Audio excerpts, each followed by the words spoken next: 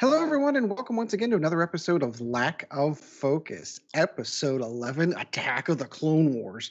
I am your host, Ed Horn, and alongside me tonight, my partner in crime in gaming, one, Mr. Chad Brown. Chad, how's it going, my friend? Hey, everybody. And our producer extraordinaire, one, Mr. Chris Sheriff. Chris, how's it going? Oh, it's good, thanks, Ed. So in this episode tonight, we're going to be covering some fantastic news that is coming out. We have seen Wave 3, or at least it's going to be the contents of Wave 3, and it will be all about Clone Wars era ships. And a couple other ones that got tossed in there. We've had some recent news along with the new TIFO, so we got some pilot names and abilities that we can kind of go over. And Chris played in a large tournament. Well, large enough that it was the Battle of Alberta. And he was even playing games on stream. So we're going to be covering all of that and a lot more right after this. All right, we're back, and in the flight deck, we're going to cover over the events and ships that we've been flying, lists we've been flying. I, of course, am going to give my stock standard answer, and the fact that every time Tuesday rolls around for my standard X-Wing night, something comes up. Some reason shows up that I'm not able to make it to the game store. Now, I did try to make arrangements with a certain someone to be at my house last night, because we are recording this on a Saturday morning, because I had server upgrades to do on Thursday night. But so I did try to arrange a game, but someone's ancient phone froze, and he had to actually wait till the battery died. I think we should definitely install Vassal. Just as so here's something I'm going to point out. Go on, Ed, sorry, Chad. Ed, do or do not, there is no try. Well, no, and I think Chris is actually getting to a point that he's absolutely accurate. I need to install Vassal. I think I need to put Vassal on this computer so that I'm able to at least squeeze some games in and get some game time in. He's absolutely correct, and I think that's going to be my vow for this weekend, is to get it installed and try to remember what the interface was like to play with. So that is going to be my vow. So at least, if nothing else, I'm still getting some games in. It might not be against the folks that I want to play against, like Chad, but it'll be a lot of fun to get back out there and play again. So that is going to be my vow for this week, is to get Vassal installed, and then maybe we can get some inner show games kind of going on. I know Chris has been challenging me some games on Vassal, and I think I'm going to accept that challenge. So Chad, I'd rather play in person. No, I would too. I agree with the evil genius that he's tried playing on Vassal, and the dice are nothing like realistic dice. I couldn't agree more.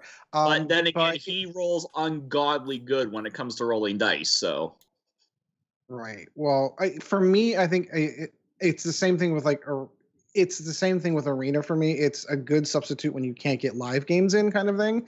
And they can come relatively quickly. Like, I don't have to go anywhere. I don't have to do anything. And on those nights that I am kind of stuck at home, starting games at like 10 o'clock at night, at least it'll give me the opportunity to get some games in and get some experience in. Because to be honest with you, I think I'm at 2-3 games of second edition, which I'm really starting to feel horrible about, and I need to correct that. You should. Unfortunately, though, for me, my health is just still a little bit, off and everything. So by the time I get done with work and all that, I pretty much go home, I relax, I go to bed. I have not been feeling very well and haven't gotten to play at all. Oh, I'm sorry to hear that. Well, then maybe Vassal's a good answer for you too. Oh yeah, it's You were never a big Vassal fan before. I get it, but maybe we can kind of walk you through it. I've played on Vassal. I don't know. I don't enjoy it as much, so it's not something that I would rush to play. But if it's a choice between, a Vassal game or no game, right? And I think that's kind of the thought. For me, there's a lot of things that don't translate well to that game. And the first, of course, is the on the table experience of actually picking ships up, moving them, and getting your eyes correct as far as where ships are going to land. It doesn't translate well on the table, off the table kind of thing, because Vassal's perfect. It's absolutely perfect. It'll put that ship exactly where it needs to belong, and that just doesn't happen in real life. Ships get bumped, ships get nudged. It's also a 2-dimensional plane, not a 3-dimensional plane. So when I'm standing above the table and judging where a rock is going to be, and if I'm going to make it that kind of thing, but no, you're right, and that is going to be my vow. I do so right now. By the time we have talked next episode, I'll have at least gotten it installed and played a couple of games, even against random folks online. Is it going to be a punching vote? Yeah, it's a punching vote. That's a punching valve, but that's one that I can fix at home. He will be here too. He's done it. He's proven that. All right. When it's time to punch Ed, I will show up at his place. Oh yeah, no, he's more than happy to. You did get your tokens. You did come over to watch the Steelers game with me. So finally, you did get your tokens. So you have those in hand. I've passed out a couple. Good, good, good. Have you passed out any, Ed? I haven't been anywhere. You know the answer to that question. Exactly. That's why I asked it. All right. So while we're doing this, I'm going to actually go download the client while we're standing there. But anyway, so like there is an event that we do have to talk about. Chris has got had a lot of fun with the Battle of Alberta. So you actually got to play games, and you played games on stream, no less. Yeah, it was a bit of an interesting format. It was 4 rounds, and the first round was there were 12 Edmonton players, and they sat at a table and had their names on a card. You drew a card, and that was your opponent for round 1. Then for round 2, whichever city between Edmonton and Calgary was ahead, if you were ahead by more than 4 wins, your opponent got to pick 4 matchups, and then the rest were draw a card at random. And then if you were behind by like 8 matchups, you got to pick all of them. So going into round 1 was obviously random, and I picked I forgot everyone's name now. I think it was Brett or it doesn't matter. It was a Dash list, and I'd played a couple of games against Dash with the Boba Fett squad. In fact, yeah, okay, we'll roll it back. I did make a change to a Boba Fett squad. I dropped. Oh no! I thought it was perfect. My statement was in 2nd edition format, and we were playing extended. And that's true. I think that is true. I still think it's a really good list with a Zealot Recruit, but in honesty, it had started to get a bit boring. So I understand that. I wanted to do something different. So I dropped the Zealot Recruit and took a Space Tug Tractor Array.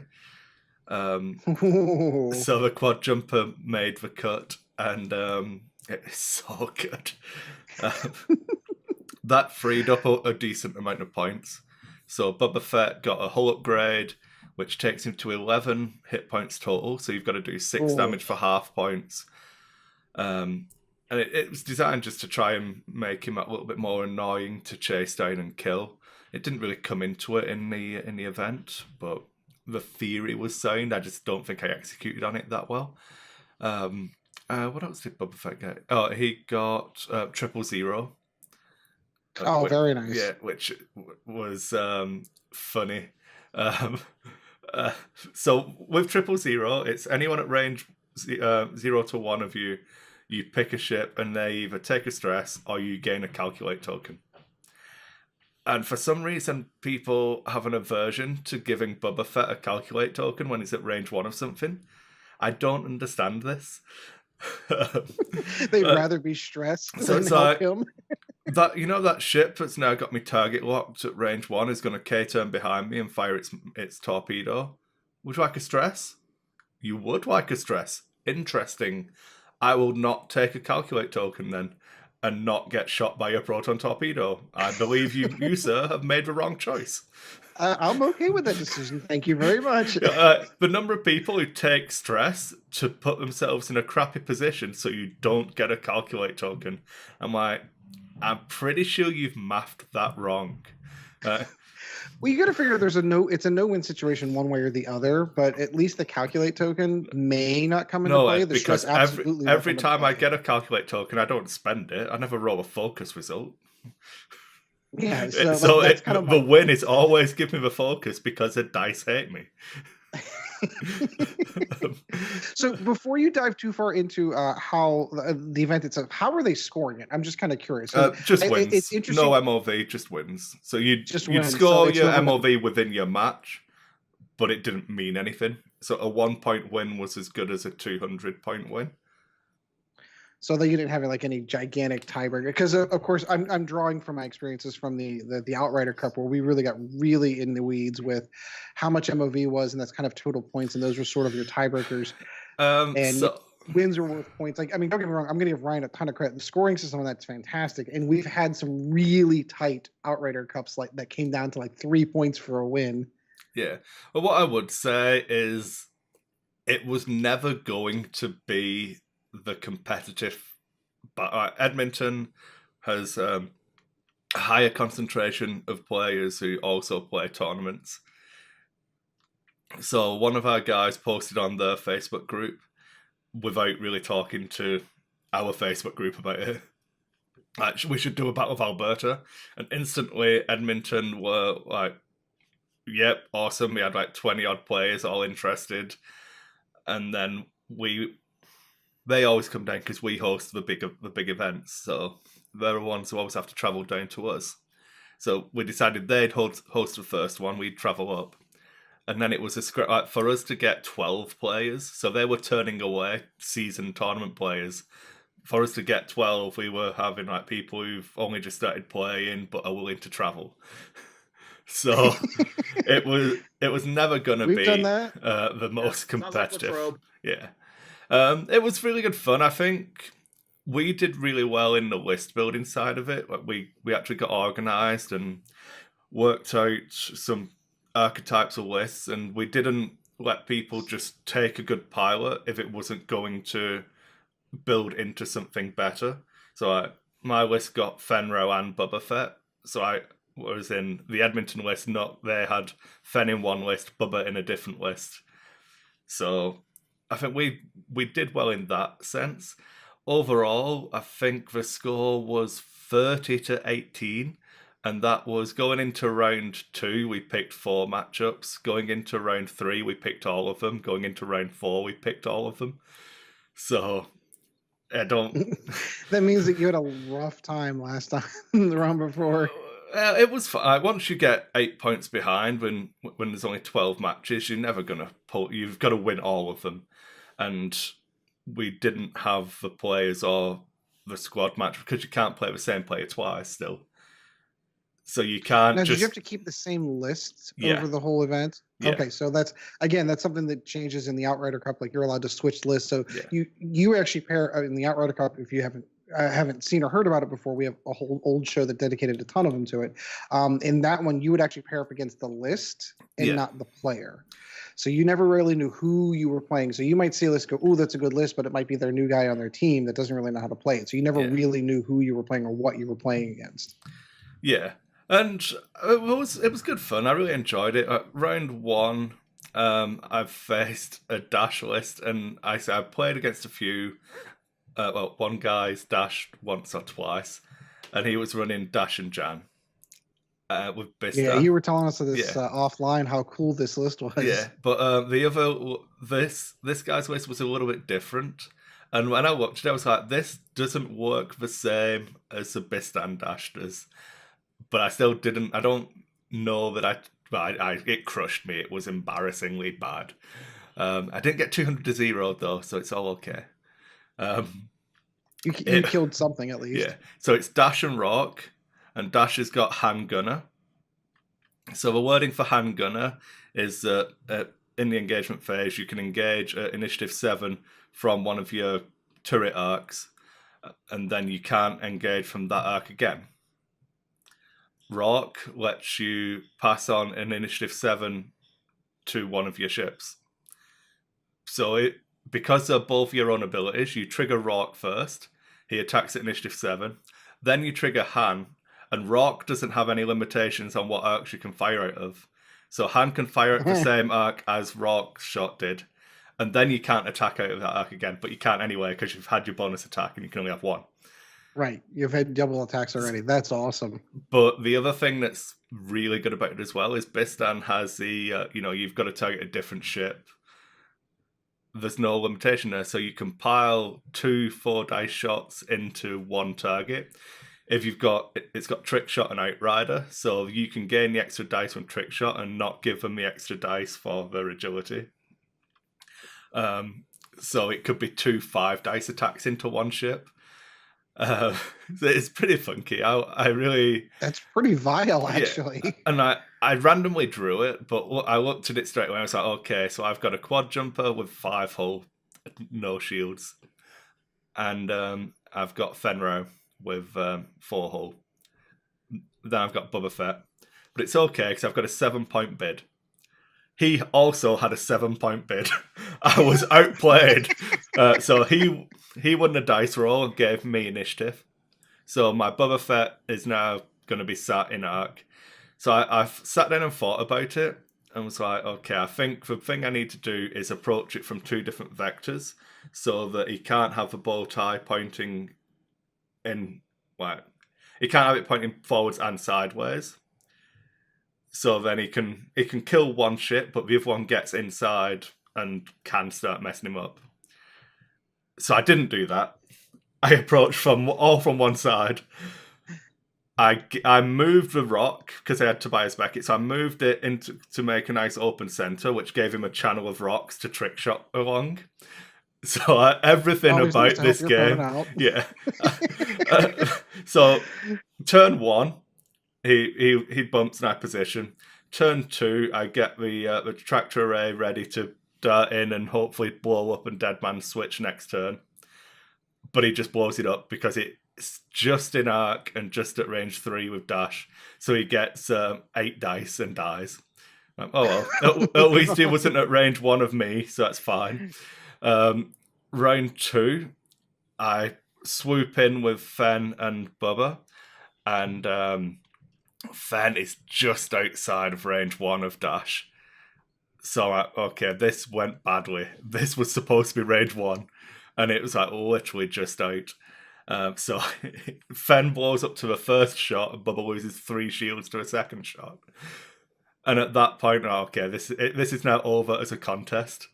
I managed to get half points off Rock, and then Bubba just died. And it was like, yep. Everything about that matchup was hard. I feel like had he had initiative, I could have controlled range a little bit better. My execution was terrible. I didn't do the right things, so I really deserved that loss. Very much on me. And then going into round 2, I played against the Dreyer Swarm, the Scum Swarm, the Y-Wing that lets you reroll attacks with generic ships if they're in your arc.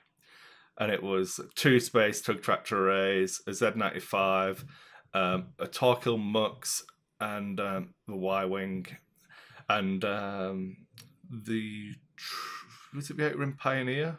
Or Elite? I can't remember. One of the little shuttles for the coordinate. And I'd played 2 games against it, practice games the night before. An awfully similar list, and if you scissor outwards and come back in, and then he can screw up one of your ships with tractor beams and stuff, but not both of them, and you just roll into the center and this stuff just blows up, and you'll lose some things, but you should come out on top. And that was good fun. So that was a nice fireball of fun. Yeah, it was a good refresher of like, because trying to solve that puzzle against Dash, even still now, trying to solve that puzzle was like mentally taxing, but just throwing stuff into that's good fun. That's what I love about the game. It's a chess game with guns. I love it. The next round was we got to choose all of the matchups, and Paul LaRue and his son were there. And I've known Paul for like 5 years now, and we've never actually played a game of X-Wing. Because really, we've been at the same event a couple of times, but never been paired together. And then a lot of the time recently, I've been running the event, so I'm not actually playing. So I was like, "Can I play against Paul? I don't care about the actual event. We just want to play." He was running Redline, Rexler Brath, and Mauler as 3 Initiative 5 pilots. Ooh, interesting. And we played, and I gave a masterclass of how to frustrate Redline. It used all of his. I think it used 3 bombs and not hit me, and not fired a torpedo yet. And then I think he got me with his last bomb or something. But just like you bait in and then break off, and just rinse and repeat, and I felt I controlled that pretty well. It came down to Fenrow against Rexler in the end game, and the space tug blew up just outside of range 1. I was gutted. So there were times, because I was just trying to get Rexler to be in 1-shot range of Fen, because then it's worrying for Paul to actually try and joust me. If I can roll 5 dice and blow you up, it becomes worrying. So I'd reversed. Absolutely, that's a lot of dice. I reversed the Space Tug to be at range 1 of where Fenn's 4K, where Rex was 4K was going to put him. I'm like, oh, look at that. I'm stressed, no action. I'm not shooting him, Chris. There's no way I'm shooting that thing.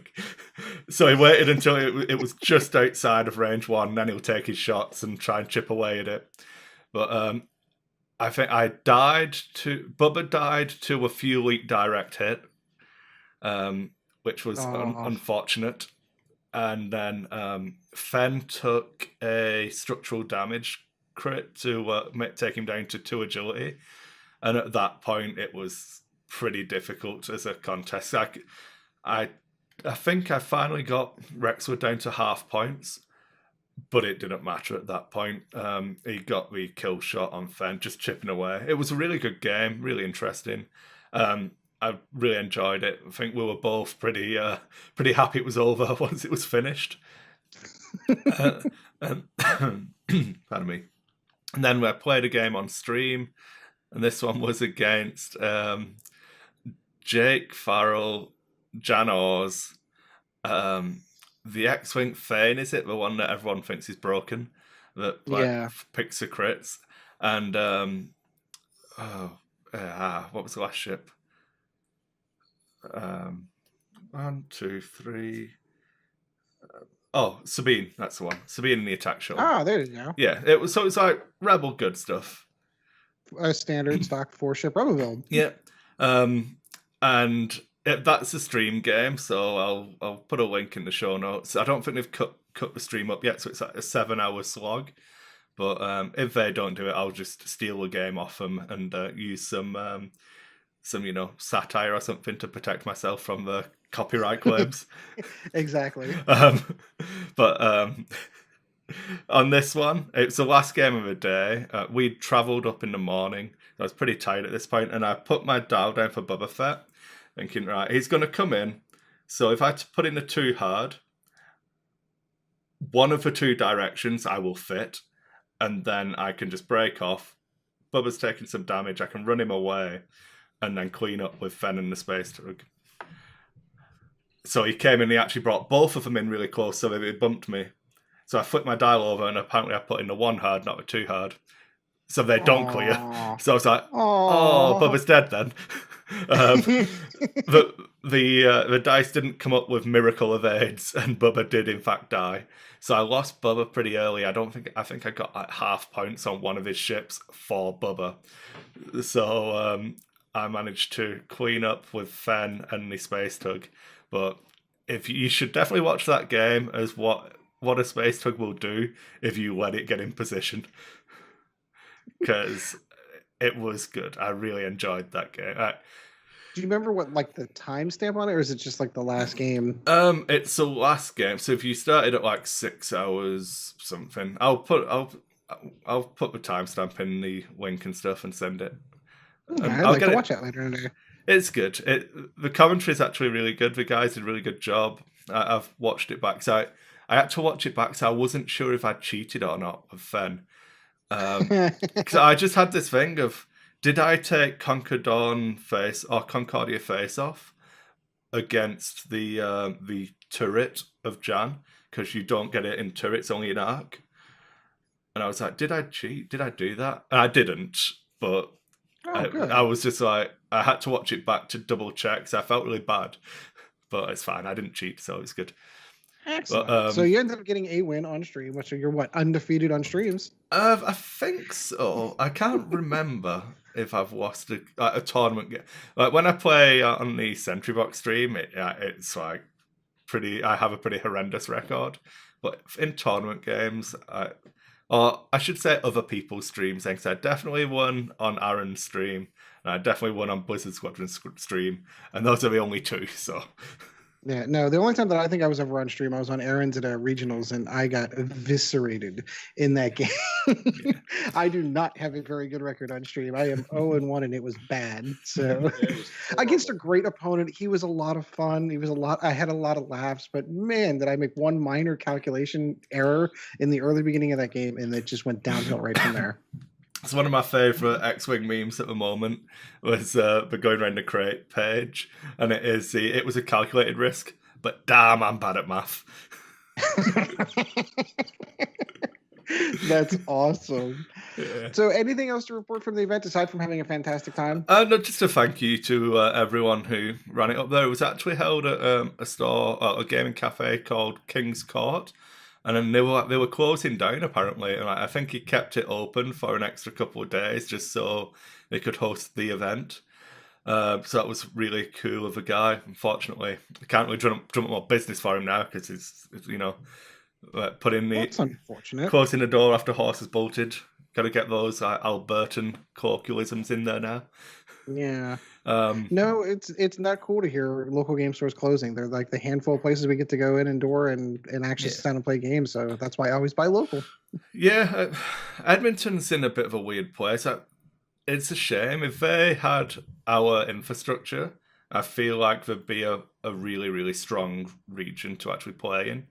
But they don't have the stores, and we don't have the players in Calgary. So it's a bit of a damned if you do, damned if you don't type thing. People need to move. Yeah.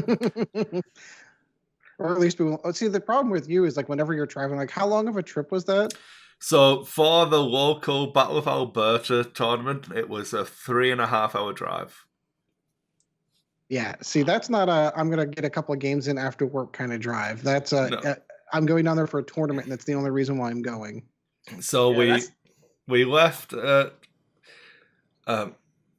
left the house at 6:30. Jill dropped me off in Erdrey because that was like on the way. The guys carpooling up, picked me up from Erdrey at like 7.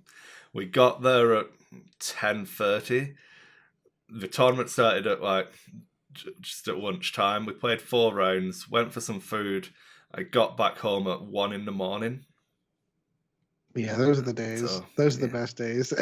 It was good. I enjoyed as long as it. you don't break down on the way home from regionals, those are the good days. I've forgotten how much I actually dislike traveling for tournaments, though. I'm past the point where like the butterflies and I wanted to do well and all of that, and I don't enjoy the competitive side of it as much as I used to. I went going to Worlds. I think 2015 was probably the highlight, but then after that, I think I've gone more and more filthy casual, and there's nothing wrong with that. We all enjoy the game in our own way. Yeah, and I'll still do it. I'll still go to a couple of events, and I'll try and get a regionals maybe. But like, I think, like I said, Store Championships will be the level I try to hold my X-Wing to.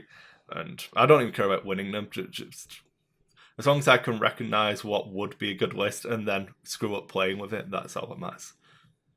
Well, and I think the upside to that is FFG's kind of recognized that there are those players out there, and they have tracks specific for the I'm not a competitive smash face win tournament kind of guy. I just want to throw dice and play some games. And I think that they've catered to both sides of that equation. I think that's fantastic. Yeah. That's it. That's my flight deck. And it was a pretty impressive one. Yeah, the only other things I've been thinking about is I want to put that list away for a little while. So I've been trying to think of something else. And I think the VCX 100 is secretly good, but I'm still trying to work it out. I'm not really seeing people talking about it, but it's a 4 dice primary. It's a 4 dice primary ship, beefy hull. It's got a white reinforce. I feel like there's a lot of value in there if you can unlock it with the right ships. But it's in the Rebel faction, so finding the right ships is difficult. That's been interesting. Go Empire. I don't know. This one. This is no. I know. It's so cool. I'm so excited because of the nature of how this was released. Remember, they didn't announce it with the rest of Wave 1. It was announced like in the film. So it was missed off our order. So this is literally the first batch of stuff that came into a Sentry box. We didn't have any Lando's Falcons for ages. Oh, no. Wow. Yeah, it was unfortunate. I'm surprised our rep didn't phone us up and say, you've got like 70 boxes of like these other ships come in. You're down for 0 Lando's Falcons. They just assumed that was normal. It's fine. Oh, yeah, no, that's okay. So we didn't get any. But hey ho, I've got one now. That's all that matters. So now you got some ideas that are rolling around your head. What can I do Well, with this? that Scum Swarm looked really good fun because I grabbed a couple of extra space tug tractor arrays. I have the Zeds already, and I feel like you can do Sean's old blocker with it and the cheaper one.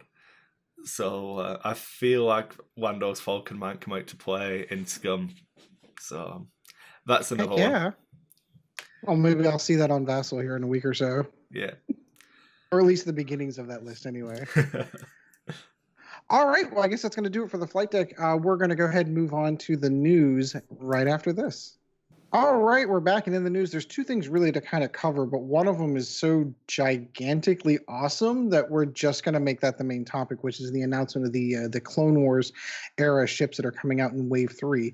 So we're going to put that aside for a quick moment and just kind of over the FO that came out. There's more information coming from Wave 2, and we've got the FO. So we've got named pilots finally for the TIE FO. So looking down, I think I didn't see any other of the upgrades of validated on this one. I saw a whole bunch of pilots, but I didn't see any of the upgrades that came out of that. Anyone else miss those, or is it just pilots? It's just pilots from what I could see. From what I saw, which was nothing, I've got no idea. I think there was a couple of things in the announcement for the entire wave, which I know we got the whatever the first order upgrade was called again. I've completely forgotten. Yeah, I think we covered that. Yeah, if you're unshielded, you can convert a focus. So yeah. So going over I'm just going to literally go in order that they came in the article. TN3465. Whenever another friendly ship performs an attack, if you're at range 1 to 0 of the defender, you may suffer 1 crit damage to change one of the attacker's results to a crit result. That's interesting. That kind of goes along with the flying as a fleet on I'm going to try to help you out kind of thing. I find it interesting that you said we had named pilots. That isn't what I can name. Yeah. Yeah, okay, so he's the one exception to that, and I agree with that. It's better than, so it's not generic. I mean, it is generic, but it's not the Omega Leader or Alpha Ace kind of thing that we were getting before. And I kind of get the reason why they had to do it before is because they knew the ship, but they didn't know any of the canon pilot names, so they just went with generics.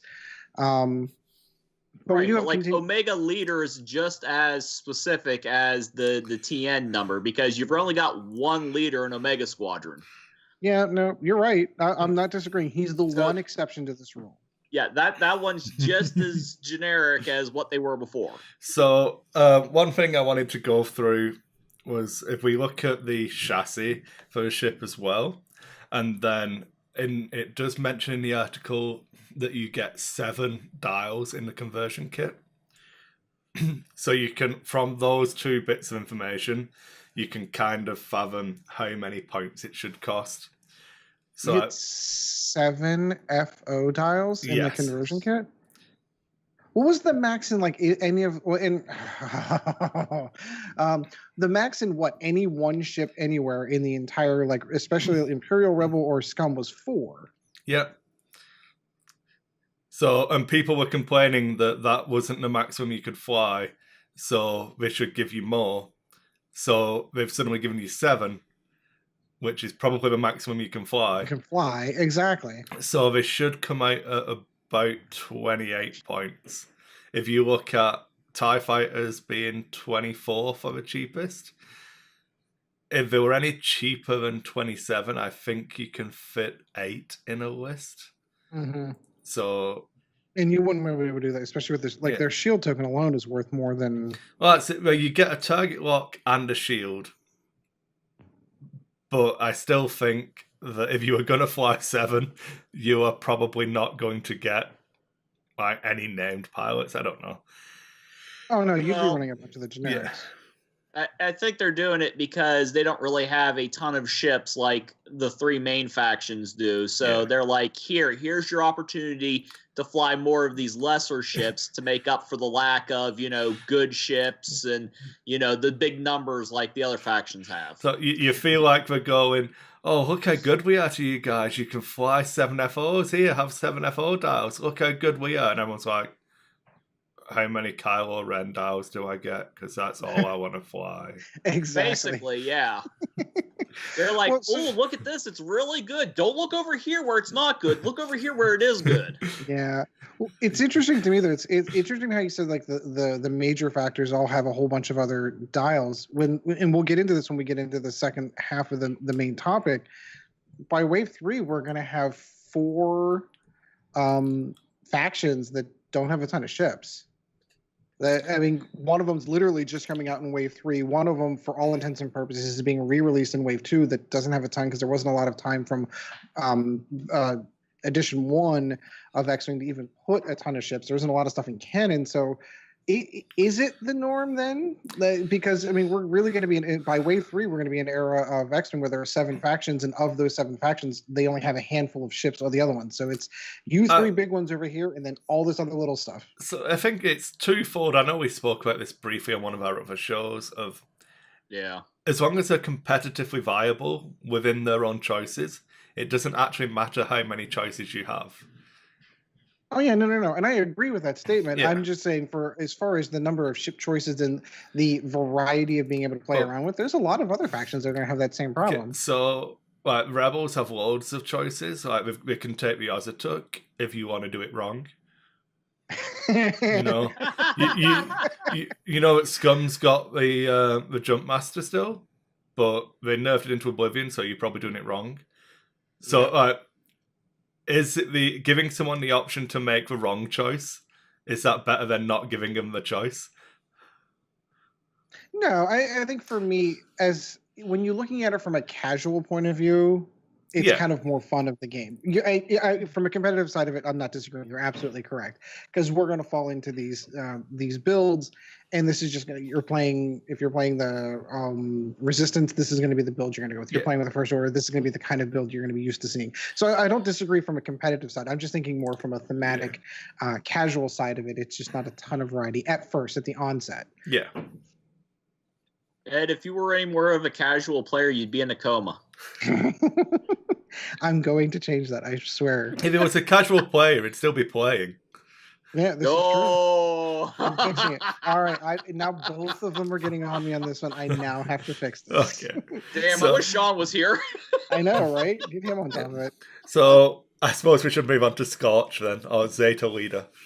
Exactly. So that's who he used to be. Now he is Scorch. While you perform a primary attack, if you are not stressed, you may gain 1 stress token to roll an additional die. I think that's a direct port over from first edition, correct? The ability, I'm pretty sure that was Zeta Leader's ability. Okay. Yeah. Long shot now used to be Zeta Ace. Now long. I like this one. This one's new. This ability is new and is awesome. While you perform a primary attack at range 1, roll an additional attack die. Range 3. Awesome. At range 3. Oh, range 3. I'm sorry. I apologize. Range 3. That's still awesome. Yeah. Like, if only I had a flanking TIE FO that I didn't really need to worry about and could just sit on the outside chipping away. Exactly. Yeah. There he is, right there. So I feel like long shot is going to be your filler ship. It's pretty cool. Well, even if you go with that like 5, let's just say you stick with straight FOs. Even if you go with a 5 FO build, this is the one that's kind of like you said, he's the flanker. He's hanging out on the outside. He's cutting in from the inside and trying to get those angled shots. That's awesome. Yeah. Omega Ace now has an official name. It is Static. While you perform a primary attack, you may spend your lock on the defender and a focus token to change your result to a crit. I think that's different than his original. The wording's different. The result is the same. You turn all of them to crits. Yeah. Okay. So they just reworded it a little. Yeah. I like your choice of official name there. I mean, that's like, I doubt that's his, birth given name.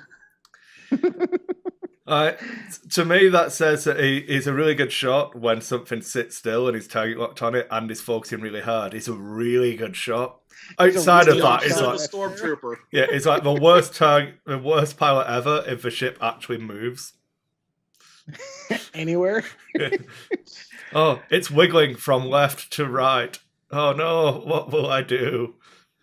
Join the stormtroopers. Lieutenant Riva's inconvenient witness. I'm curious as to what that is. I think this is the guy who Kylo Ren blows up in Last Jedi. Because I'm sure, does he, after he kills his mum, I'm pretty sure this is the one that he then... Because he does shoot one of his own FOs, doesn't he? I think. He does, and I never thought about that. That is awesome. Inconvenient witness. That's amazing. That means he walked in on his parents one night. I was like, what is he eating? Oh, now I get it. After a ship at range 1 or 2 gains a red or orange token, if you do not have that ship lock, you may acquire a lock on it. Sending that at initiative 1. So there's lots of interesting ways that could work. Red or orange tokens especially, because I can't remember if the target lock token you place on the enemy ship is a red token. I'm pretty sure it is. It most certainly is. And then you've got like tractor beam tokens and jam tokens. So you can jam something with somebody else and he can get the target lock. So it's fine. It's fine. I don't know. It's okay. I think he'll work pretty well with the Upsilon and its linked battery tractor beam or linked battery jamming beam. All right, so the next one on the list is Commander Morales. At the start of the engagement phase, you may spend 1 energy token, of which he has 2, and gain 1 stress token. If you do, until the end of the round while you defend or perform an attack, you may change your focus to either evade or hit result. He's on the non-recharging. Yeah, exactly. These are non-recharging, so he can only do it 2 times during the course of the game. Very limited on the ability, but still super cool. Like you said, it's a first order version of Glitterstone, which is awesome. And Initiative 5 as well. Yeah, no, definitely a higher end pilot on that one. Yeah. The only thing I keep thinking going through all of these is the offense is still a little bit lacking. Yeah, I'm not seeing a whole bunch of hard hitting. It really feels like it's going to be Kylo and Escort. Yeah. Kylo, Quick Draw, and Long Shot will probably be a list. Yeah. And then we have the generics, the Omegas, which come in at 3, the Zetas that come in at 2, and then the Epsilons that come in at pilot skill. There I go again, Initiative 1. Yeah, and then we did have Midnight was spoiled in the last article just to round it out, which was Omega Leader, who went up to Initiative 9 and kept the same ability. Just say no. Just say no. So that's going to be it for that. Anything else we want to cover in the news? We're just going to make it nice, short and sweet, and start talking about Clone Wars. Yeah, Keyforge is going to be good. I'm running a Keyforge again. That's what you have to off to this morning. Is this the official release? Because I know I've seen a bunch of videos. It's a pre-release. Yeah. Okay. I'm in the middle of editing my unboxing of the core set at the moment, so that'll go up soon. But yeah, this wouldn't be a lack of focus if we didn't go off topic. So now I'm going to ask, what's all in the core set? Does it come just with 2 decks? Or? So it comes with 4 decks. It comes with 2 decks that are the same. As in, they're not the same as each other, but they are the same in every core set, like a normal starter. And then it comes with 2 deck packs, which are the procedurally generated unique decks that the game's actually based on. So if you buy a core set, they're the same, so it's balanced against each other to learn the game. And then you put those decks aside, open up the 2 real decks, and then start playing from there. Oh, I see what you mean. So like the 2 decks that are in there, those really aren't, because the whole premise behind this, it's not a collectible card game. It's not even a living card game. It's a unique deck game. Yeah. Yeah. So the cards that are in the deck, like that's it. That's all you ever need to buy. You can buy 1 deck and that's it. And that's the end of it. Yeah, it does say in the rule book that if you don't have tokens and stuff like that, just use a a substitute. So theoretically, you can play the game just by buying a deck and then grabbing some third-party tokens or using dice and stuff you have lying around, like chits of paper with what they are written on it. So it's a stupidly cheap game to actually play, but I'm sold on the core set. I think it's pretty good value. Having those 2 generic decks is fine. Like, use those to teach someone the game. They'll never come back out of the box after that, but the rest of the cardboard and it comes with 2 decks as well, so I think it's pretty good value. Well, that's interesting. So, did you actually play the game yet? Have you tried it? Yeah, I played it. So we had an event for one of the publishers based out of Calgary at Roxley Games. He makes some really good games. You should check them out. And I'll get my commission checks. They make some really cool games, actually. They held a foul play event because they're like logos, like a big chicken. So we had. That's awesome. We had foul play. we had Ronnie from Watch It Played come out, and he played some Keyforge with Greg and that. So I played some there. Then we had Falcon, which is a Calgary board gaming convention. You just come and play board games all weekend. Asmodee came out to that one, and Tommy, our rep, brought some Keyforge decks. So I've got a video of me playing Tommy, which I need to edit together. And then they had Asmodee. Asmode is Asmodee. I think either one is fine. Yeah. Oh, no, as in it was Asmodee. Oh, Yeah. I thought you were emphasizing different syllables there on that one. And then they had Keyforge there as well. So I played a little bit, and I really like the game, actually. I'm excited because I don't actually enjoy deck building. So it wears me down. So it's fun to just be able to buy a deck, play, and you're done. Yeah, no, that's the part of it that fascinates me the most. It's the part. It's really difficult for me to wrap my head around because I'm so used to the collectible card game where you're opening boosters and hopefully get the cards, or going out and buying the singles and building to a specific deck and being able to interchange cards in your collection. The whole concept of this is the only cards I'm ever going to need out of this deck, and if I can't interchange anything, can't move anything out of it, this is it. That's a fascinating concept. There's a forward at the back. Yeah, it's a forward at the back of a rule book. Yeah, I just caught what I was saying then. And he talks about how when Magic first started, people played with the cards they had, and then how he misses playing in a sealed league or whatever, where you'd open your packs, make your deck, and then that was it. That's what you played with, and getting good at playing that deck. And yeah, these cards. There might be a card that is better at doing what it does, but I don't have that card, I have this one, so I've got to make this one work. And he missed that, and that's what Keyforge was all about, of here's your tools, go and win.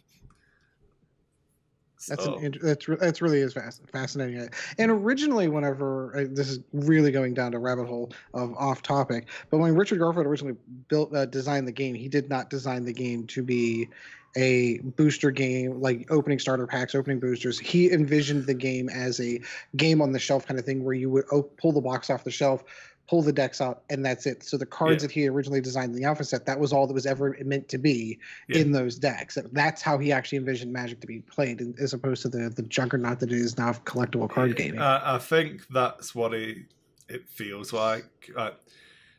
I think the terms he used, it starts off feeling like, in the jungle fighting for your survival type thing, and then eventually, as you go on the internet, get your deck list, it just becomes I'm on this ride, this is what the deck does, I don't really need to play it anymore.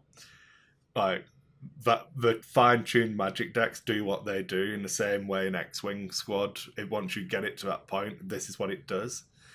Bringing it into the Keyforge model of your deck being pre-generated, it very much revolves around you playing your deck, and that no one else will play your deck like you do because no one else will have that deck. So I'm really excited for it. I don't know how serious I'll take it competitively, but it's looking like really good fun. Is it really designed in a competitive sense? Yeah. It's FFG, isn't it? Of course it is. Well, yeah, but So, and this is that other side of the coin. So if it's designed as a competitive sense, then I don't know how many decks are coming out on the launch. It's like 8 or 16 or 8 or Infinite. okay. So I didn't. Yeah. Is it the cards are randomly generated inside the set, or how does that work? So I'll quickly address this point, and then I feel like we've got a lack of focus for just me and you, Ed, here. Yep, no, I agree. We'll do that out. So there are 7 houses, and each deck is made up randomly of 3 houses. Each house has 12 cards within the deck, so it's a 36 card deck, and they are procedurally, not randomly generated. So cards that function together are more likely to appear together. And depending on, I don't know how, the algorithm must be crazy because it's like super cool how it works.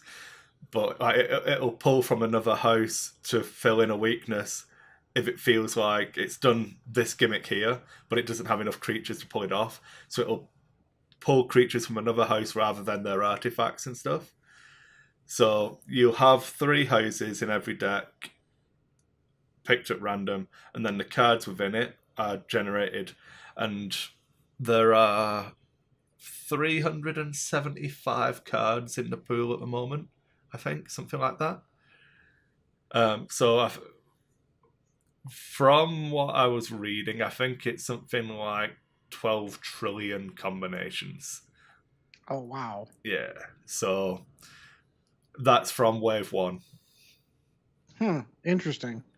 But I'm just kind of like I said. All right. Well, we will hop off on this one because this is a complete side topic. I'm fascinated by the idea of the game, and I'm just want to know more about it. But that's not X-Wing. So, all right. So we're going to move out of the news, and we're going to go into the main topic, which is even more news. It's going to be covering the Clone Wars era ships that are coming in Wave 3, and that is going to be coming up right after this. All right, and we're back into the main topic tonight. We're going to be covering Enter the Clone Wars. We have seen what is being released for Wave 3, and it is going to be Clone Wars era ships. So I feel like this really went really quick, as in we got an announcement, hey, we're going to start doing Clone Wars, and you're going to have them in Wave 3. And since we know that Wave 3 is going to be here by what? January or February? I think the Wave 3 kit was February, so we guessed that it would be January. Right, exactly. So we're like a couple of months away from seeing these ships, which means they knew about this way, way back. To have the time to be able to play test these, get the art out, get the publishing out, they've known about this for quite some time.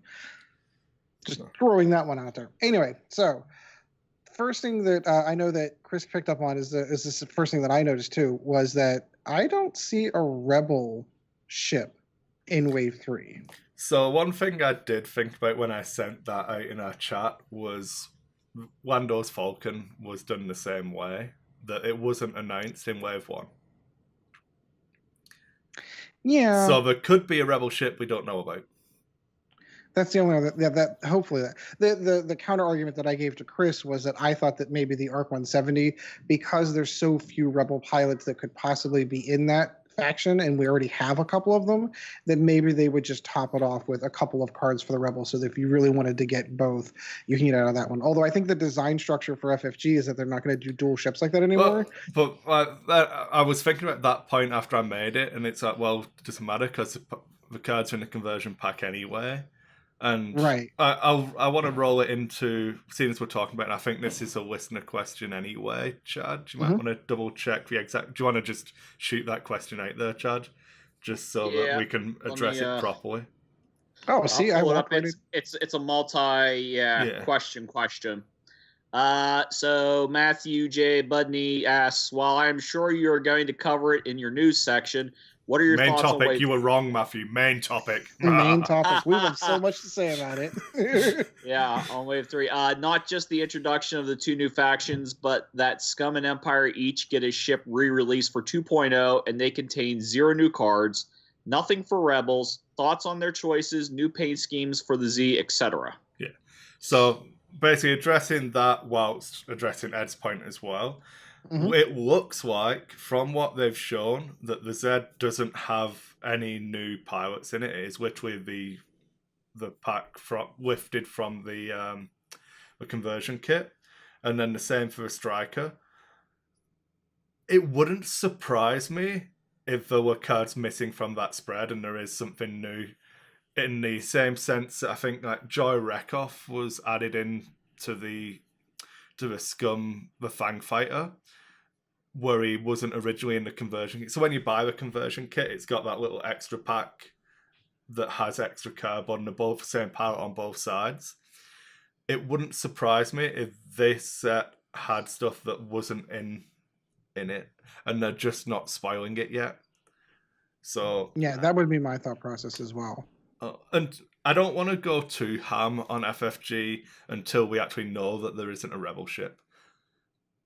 At the moment, it doesn't bother me. Like, you have the ARC model, which you can use.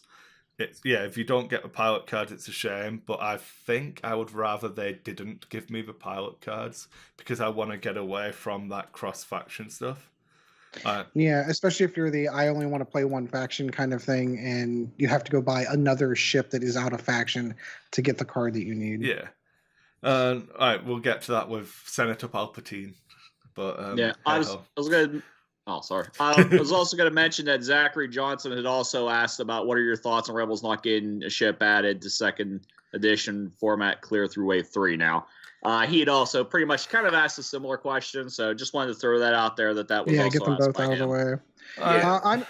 I'm in either camp. Either one would not surprise me. That there is a rebel ship that is in Wave 3 that we've not seen yet, or B, that they're just going to toss in a couple of pilot cards because everything else is functionally going to be the same. Yeah, and that the ARC 170 is just going to contain those other pilots. I think the concern, of course, is that you don't want to have to direct people to a $50 conversion kit for one ship. To be able to get the stuff that you need. So I also find it sort of difficult to believe that they'd release the same sculpt of the same ship in two different formats, like one in the Rebel faction, one in the Clone Wars factions. So I feel like in the long run, I feel like Rebel Z's are dead and Rebel Arcs are dead.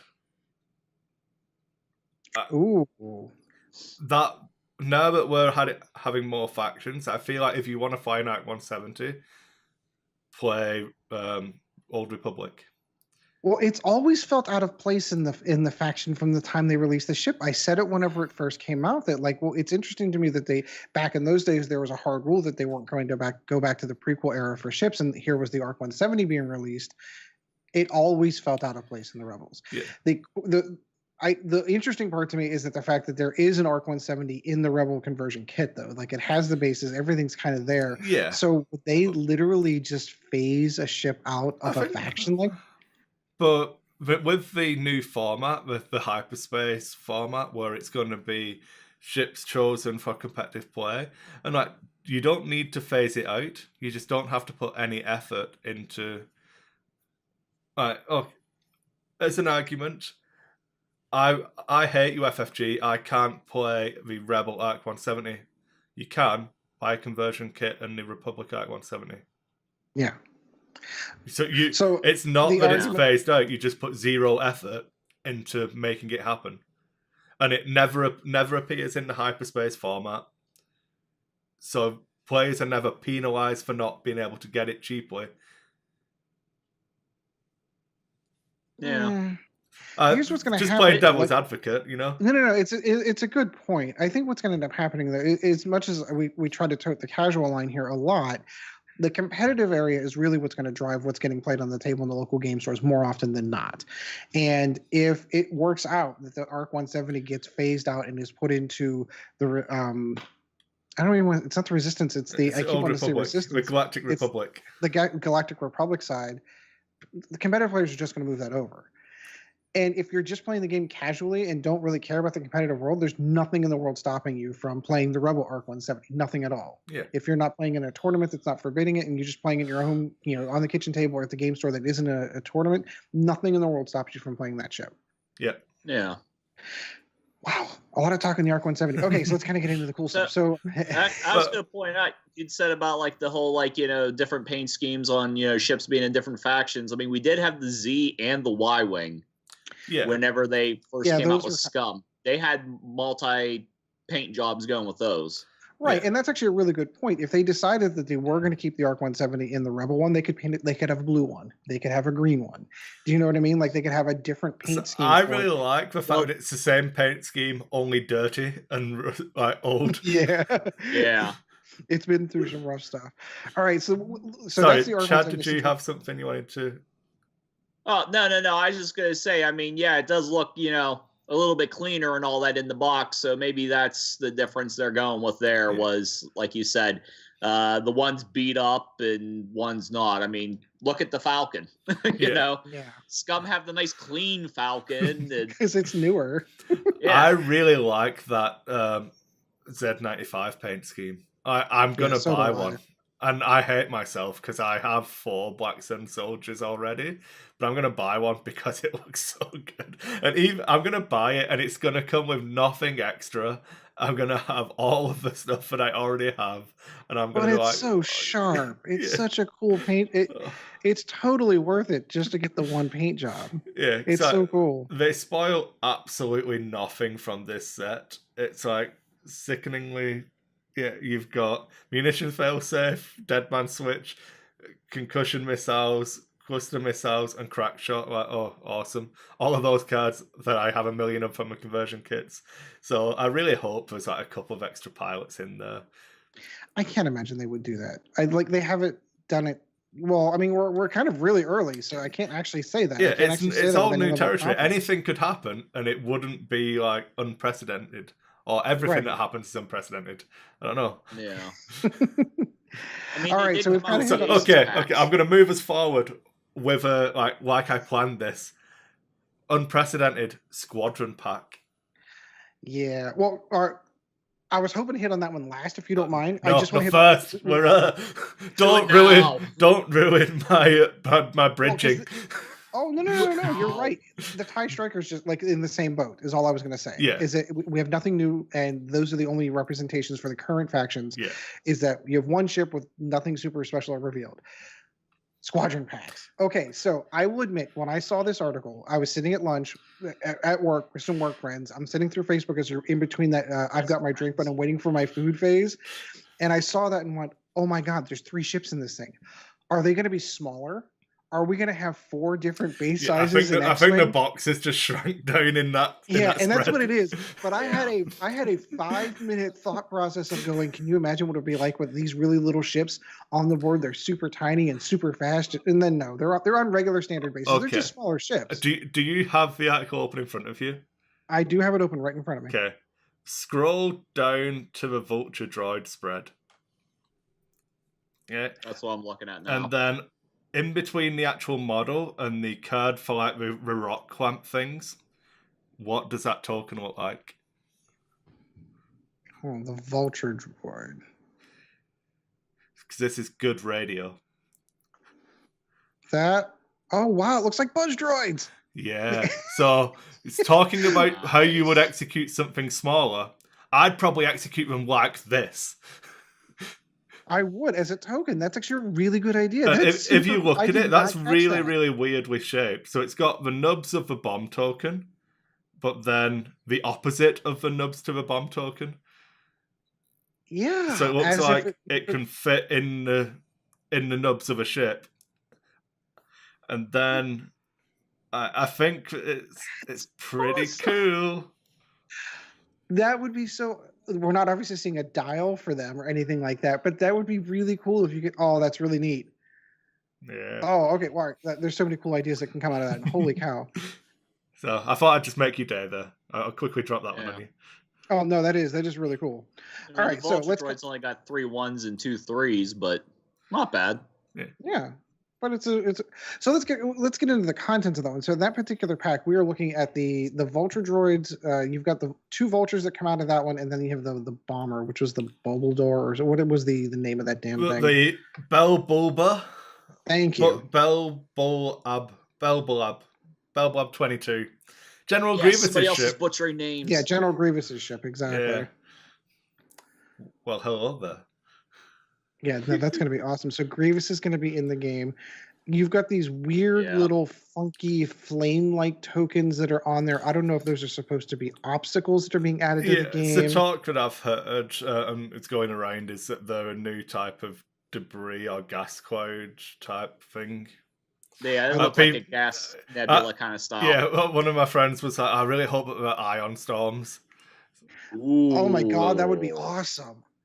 Oh, there's so many cool possibilities on that one. Are those ion tokens sitting there?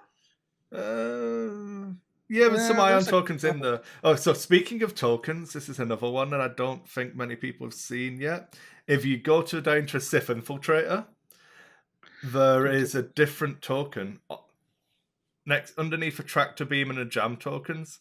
That isn't a stress token. Yeah, what is that? I don't know. It's a force choke. I don't know, but at Initiative 5, that's Darth Maul sitting there. Yeah. Yeah, and he is actually spoiled. If we can kind of get into that. So for the Separatists, we know that we're getting the Vulture droid, we're getting the General Grievous ship, and we know that we're getting Darth Maul ship at release. Darth Maul comes in at Initiative 5. 3 attack, 1 evade, 6 hull, 4 shields. That is a beefy ship with three count 'em force tokens. Focus, target lock, and a red barrel roll. Obviously, because it's a little bit of a bigger ship. It is on the medium base, but his ability is disgusting. After you perform an attack, you may spend 2 force tokens to perform a bonus primary attack against a different target. If your attack missed, you may perform that primary bonus attack against the same target instead. He basically comes in with onboard gunner. Yeah. Is that a cloak token? What's that? Is that a cloak token in there, or is that there's a cloak token in the Sith box. Damn it. Next to the pilot, the dial insert, and the calculate tokens. In the article, they did mention with the experimental cloaking device, so it doesn't have it. I assume it is going to be in one of those upgrades down there. I don't see cloak being added to it. The only other thing that came out of that is the force power that came out of his was gross. Where is it? I do have one question while you're looking for that. Did anybody notice that the second upgrade card looks like it's got a picture of Kylo Ren on it under the Sith Infiltrator? Oh yeah, it looks like a force power. Yeah, but I'm saying that it looks like Kylo Ren. Yeah. In this... Yeah, but the art isn't always indicative of the era that the for the upgrades. It's I just figured they'd have gone more with something more closer to that era. Maybe that's a repeat of the upgrade that might come in Kylo Ren's box. Yeah, that was the other. That hasn't been spoiled yet. Yeah. So the force power that comes with Darth Maul is brilliant evasion. While defending, if you are not in the attacker's bullseye firing arc, you may spend 1 force token to change 2 of your focus results to evades. Nice. Holy cow. So 2 evades. This one is very much a points dependent one for me. I've seen people writing it off on the internet already. Our good friend Bob was posted on a comment on the Minox Squadron podcast. This is convoluted as fuck. There was a comment on Minox Squadron where someone had done the math of if this was ever worth taking or not. And Bob had commented, correcting it and showing it how it worked and stuff. So I was having a quick look at that. I was like, yeah, if you roll in 2 dice, there is a 6.75 or 6.25% chance of you rolling 2 focuses.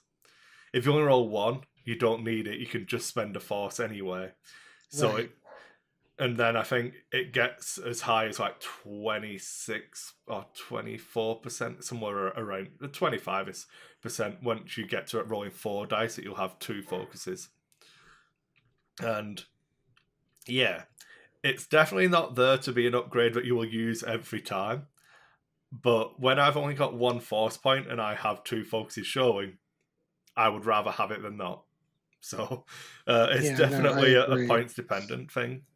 And I've been a big advocate of not loading up ships with upgrades in 2.0, so whether I'll ever actually put it on or not is debatable, but I feel like there's still... If it's a cheap force upgrade, I'd still consider it. Yeah, no, I mean, again, I mean, if it's the times that it comes into play that it's absolutely worth it. Like you said, if it's low points cost, you only have a couple of points to toss into it. Why not do that one? Yeah. So overall for the faction, again, we're looking at 3 expansion packs, but only 3 ships. So you've got the squadron that comes out with General Grievous' ships and 2 Vulture droids, and then you have the Vulture droid with a different paint scheme. Interesting to note. Yeah. As its own expansion. So I love FFG. Please, guys, don't take this as the wrong way. I'm going to assume that there are pilots in the Vulture Droid expansion pack you can that see it are from the not spread. in. You Yeah, can that see are it from the not in spreads. there. So that means you need to buy both. But I mean, this is your starting faction, and Vulture Droids are going to be everywhere. This is what I want to get into in this one.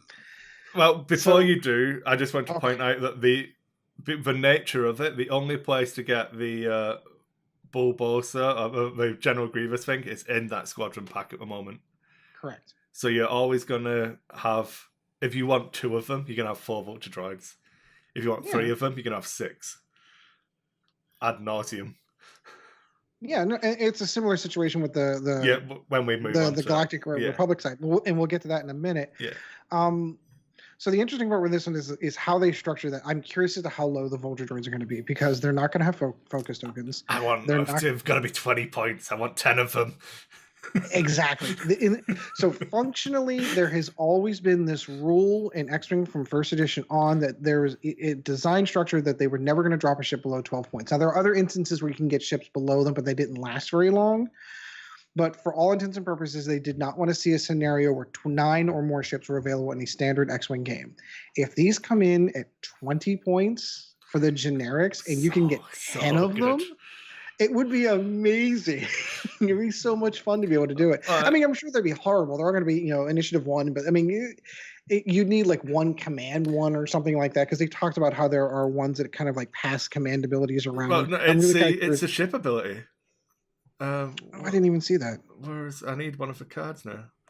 Yeah, they do have a ship ability, even at the low levels. I can't see what it says. I did not see a pilot. I saw networked something or other. Networked calculations. When you defend or perform an attack, I'm reading this off my iPad. Sorry, so. That's okay, so am I. You may spend 1 calculate token from a friendly ship at range, I think it's 0 to 1, to change 1 eyeball result to either an evade or a hit. Oh, that's cool. So if you fly them in a swarm, you only have your own 1 calculate token, but you can spend other people's.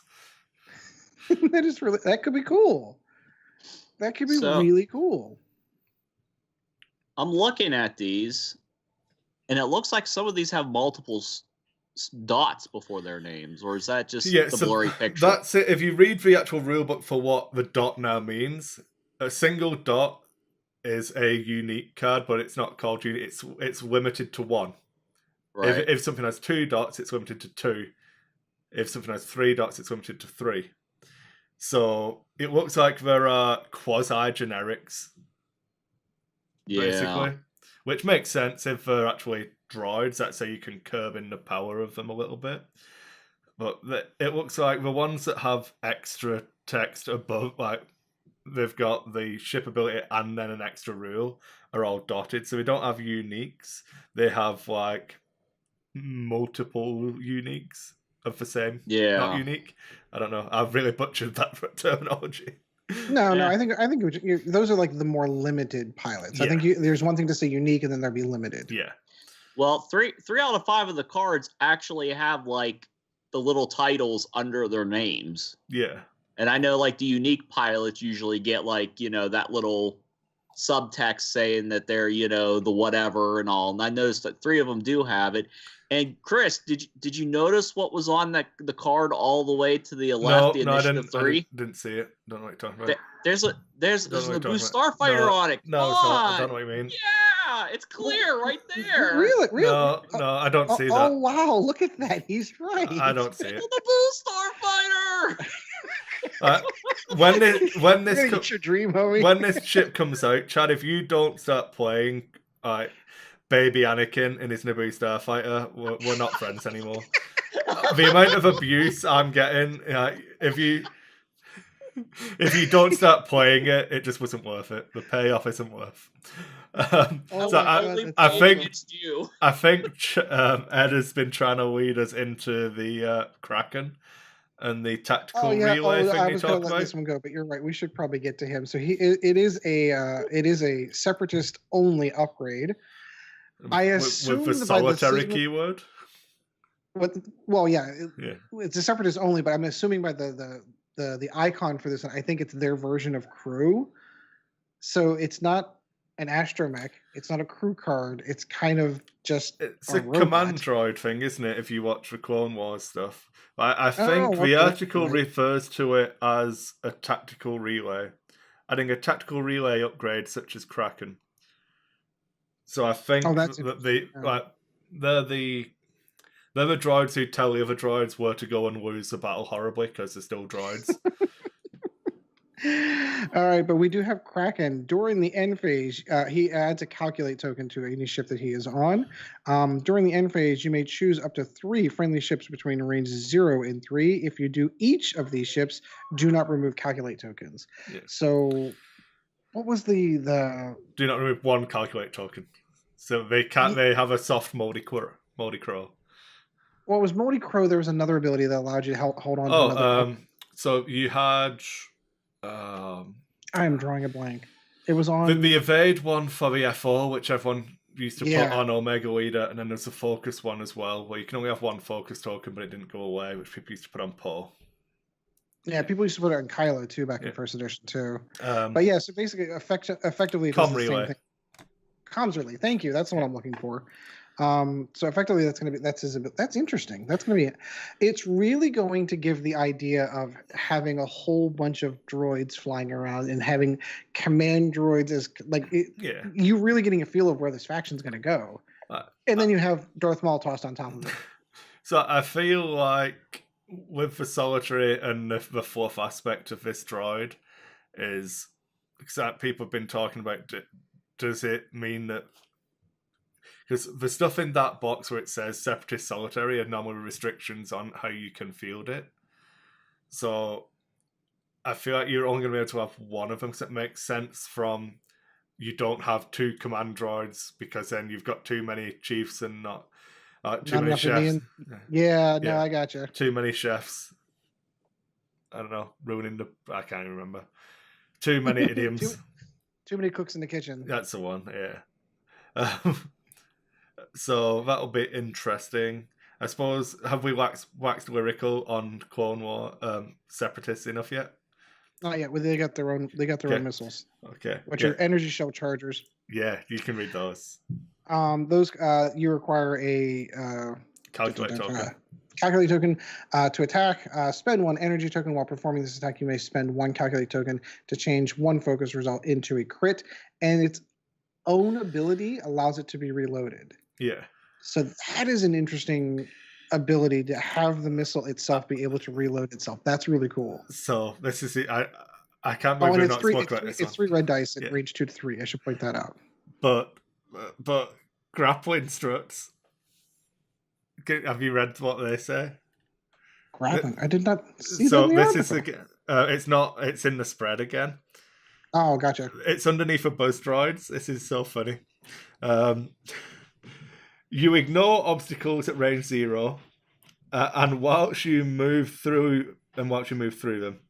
Okay, so let's ignore obstacles, but there's so much text here. After you reveal your dial, if you reveal a maneuver other than a 2 straight, so as long as you don't reveal a 2 straight, this triggers, and are at range 0 of an obstacle or debris cloud, skip your execute maneuver step and remove 1 stress token. If you revealed a left or a right maneuver, rotate your ship 90 degrees in that direction.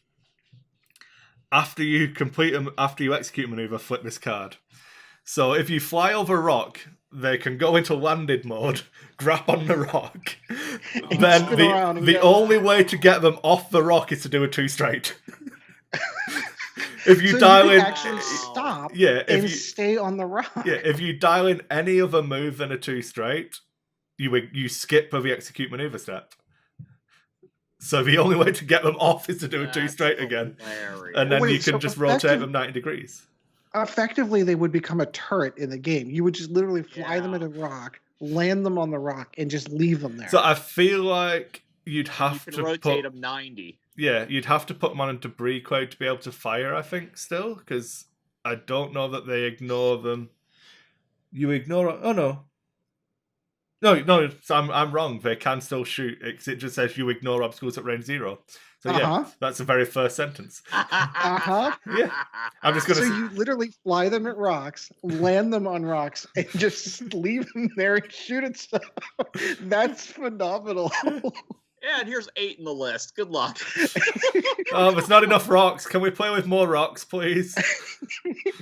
But could you imagine a list that was designed that way, that would like flew 2 of these things like right into the middle of the field and just parked them on rocks, and then as things are flying by, they're just taking shots at them.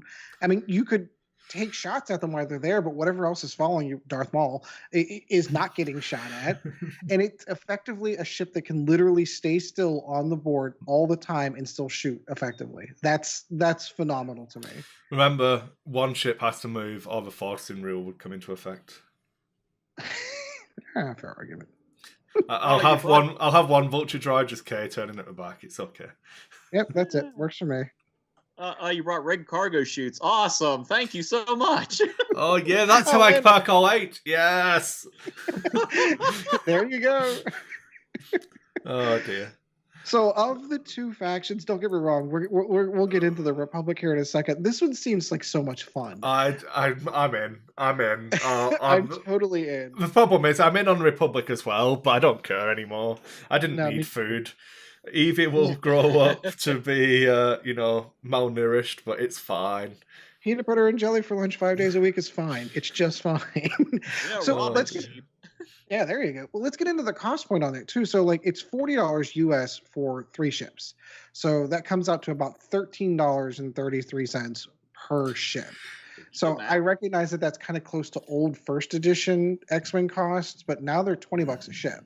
Yeah. So really you're getting a free ship. You're paying for 2 and getting a free one. Yeah. And as of right now, that's the only way you can get 2 of those ships? 1.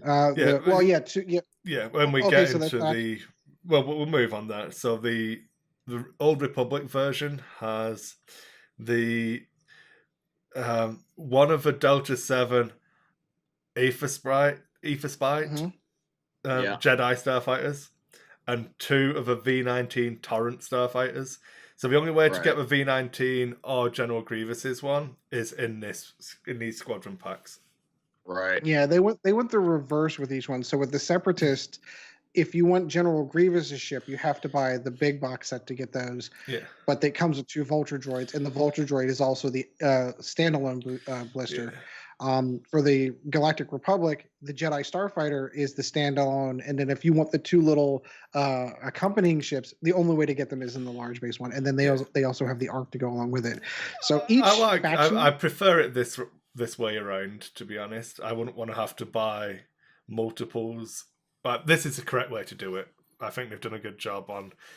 For Separatists, you want more Vulture droids anyway, so you don't mind buying an extra one.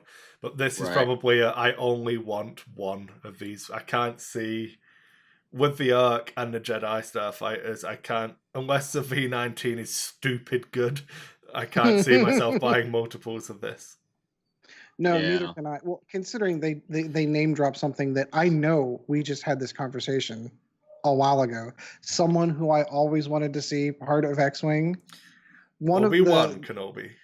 Obi-Wan Kenobi's paint job is going to be the one that's in the squadron pack, meaning Obi-Wan Kenobi's going to be a pilot. Yeah, he is. You can just about make him out, I'm sure. I can't read what his ability is, but he is the Initiative 5 pilot in the top left, I believe. Yep. Yeah. I'm just drooling over.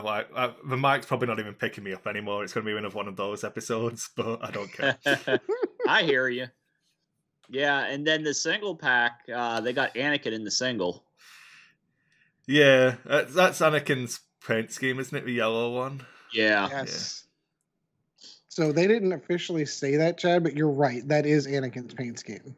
Yeah. I can read. Well, the close-up picture where they've got the actual model in front of the artwork, you can see it says Anakin Skywalker on the Initial 6. Oh, does it? Okay, I Yeah. totally missed that. Go right Yep, above no, where you're it's right. got the layout. Yeah. You're right. You're right. I can read. So this is one where I'm going to like laugh at the internet for a second, because people have been talking about the purple action on it as well, because these Jedi Starfighters got a purple evade. And it's like, oh, well, when you do a red action, you get a stress. So when you do a purple, you must gain a force. I'm like, come on, guys. No. There's it means no way that you're going to, like, oh, I'm going to supernatural, then evade, and then I get to, like, gain my force charge back. No, I think we can all anticipate that means that you need to spend the force token to be able to perform that action. Yeah. Which, if that is the case, it's never going to get used, because that a purple evade is just not good when you're spending a soft mod to do it. But just for our math moment with Chris, don't do it. It's not worth it. No, you're better off. Unless there's some way of like, if you've got a force, it doesn't count as an action, so you can do that and focus. In which case, I'll jump on board with that. That's okay. But what we don't know though is so the only pilot that we see is clearly a force user. So we don't know if there are generics that are like I recognize this is quote unquote the Jedi Starfighter. There is the generic does say Jedi Knight. Oh. Yeah, the Initiative 3 on the single pack. Well, I'm curious if they did something like they did with the Inquisitor, though, like where you had the generic Force user ones and then you had the generic non-Force user ones, if that were to be white as instead of purple in that. Well, I think canonically, the only Jedis flew these. The clones had the other ships. No, you are right in that, but I'm just trying to throw ideas out there. I'm just shooting them down. It's okay. It's what I do best. Okay. That's why most people know it as the Jedi Starfighter and not just the Starfighter. What do you think of? I can't. Is it the calibrated ways of targeting being a configuration and a mod?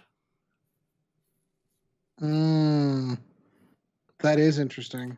So while you perform a primary attack, if a defender is in your bullseye arc, you may add one focus result. If only I had some way of always having a soft mod to change a focus to a hit. If only I was a Jedi. Oh, wait. Everyone is in this one.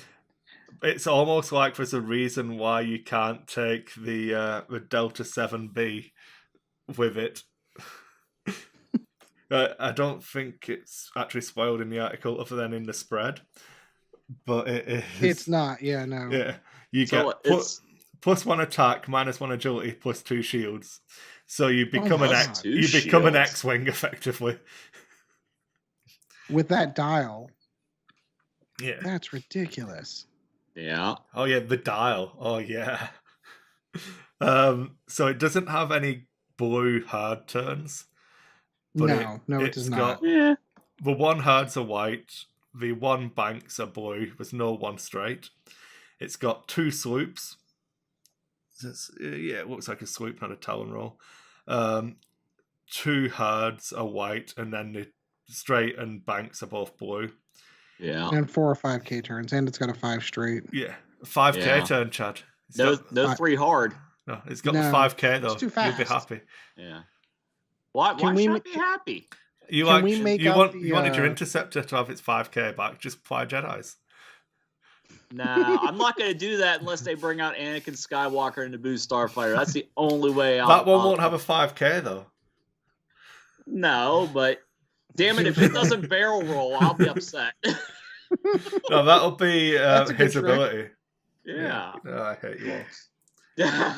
Okay. Can you make out their baked-in ability?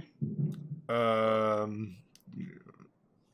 I cannot. As I'm zooming in, it's just execute a maneuver. Yeah. You may spend 1 force to boost our barrel roll. Yeah. Their baked-in ability is force-based. Okay, yeah. So that ought to be interesting. Yeah. So I think that puts paid to the idea of them having non-force user pilots. Yep. No, that killed it right there for me. But it does give them push a limit, or like the interceptor ability if you spend your force. Mm-hmm. all the time. Yeah. I'm in. I'm in on these. I'm totally in. I'm in on both.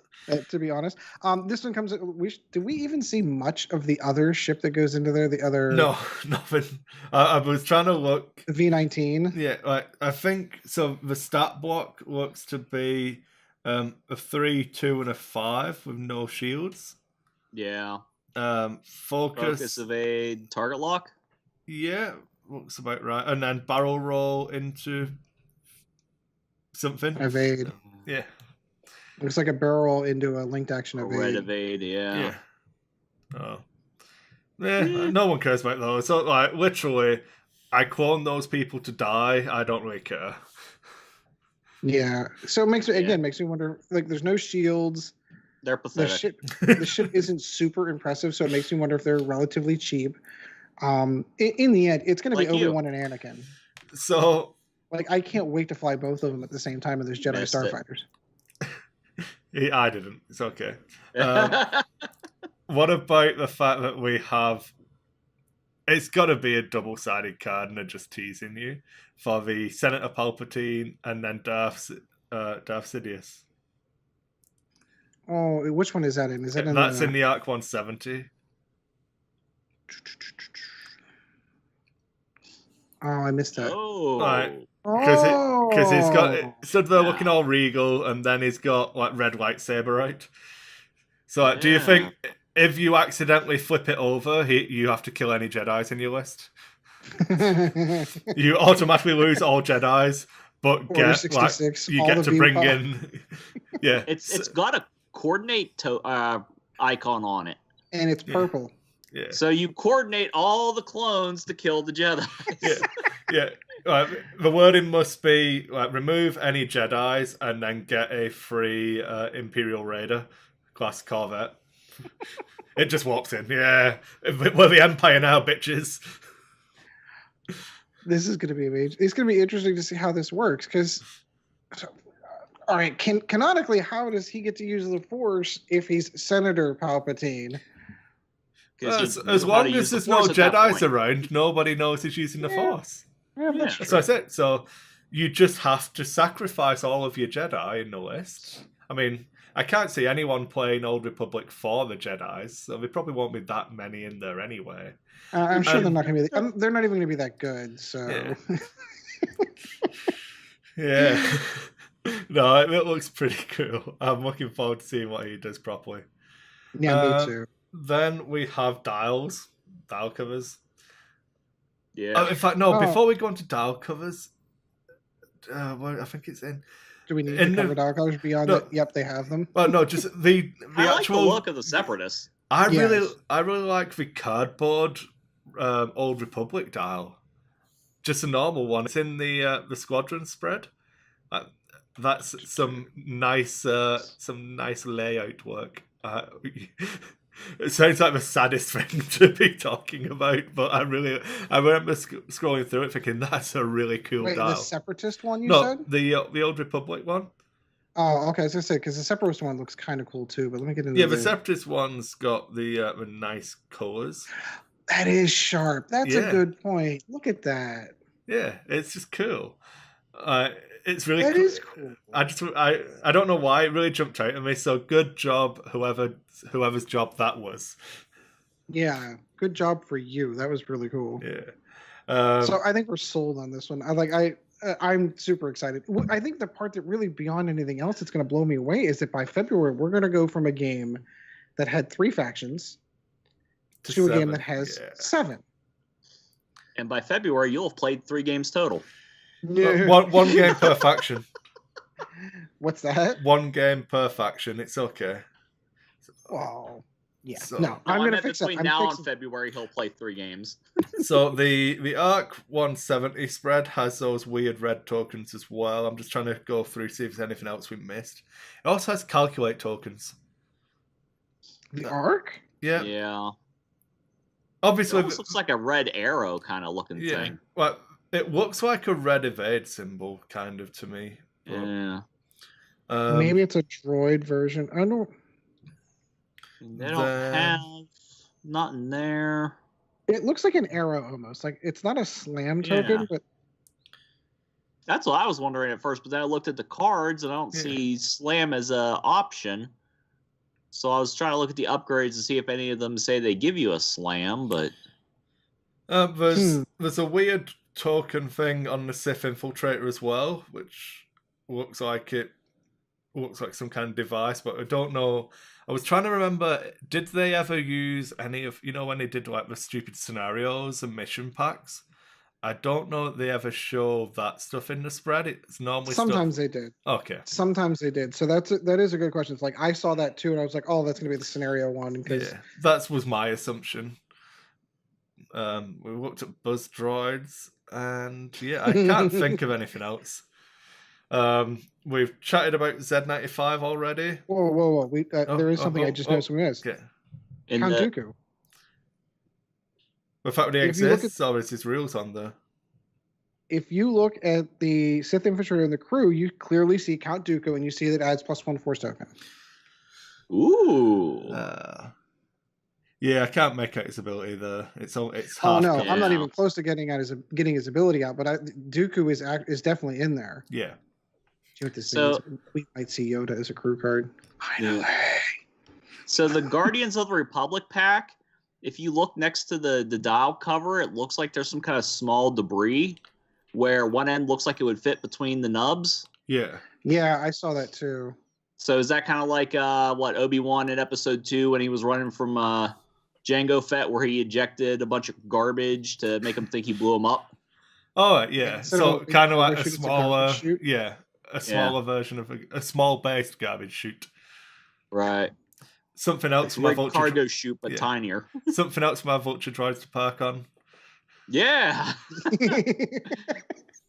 I can't wait for that. That's going to be amazing. I mean, like competitively, effectively, I bet you it's awful, but the idea of it is so much fun. Oh, everybody's going to try it a couple times. Well, everyone's going to figure it out. There's going to be someone that cracks the code of like, if I do this and this, then I can fire missiles from this damn thing while it's sitting on a rock. That's going to be awesome. Right. I mean, the only downfall is going to be you're going to be a sitting duck. Everybody's going to know exactly where you are, so they can turn their turreted ships to keep you in arc. And yeah, that's a good argument too. Okay, so I'm going to go out on a limb here, and I'm going to talk you through my logic of the Z95 AF4 Headhunter expansion pack and why there's going to be more stuff in this pack. One, it costs $20 for stuff I already own. So I know FFG hates me and my wallet, but I don't think they hate me that much. But calculate token in that spread. Yeah. Tell me why that spread would have a calculate token, because I can't see it. Yeah, because there's nothing in there that will give it.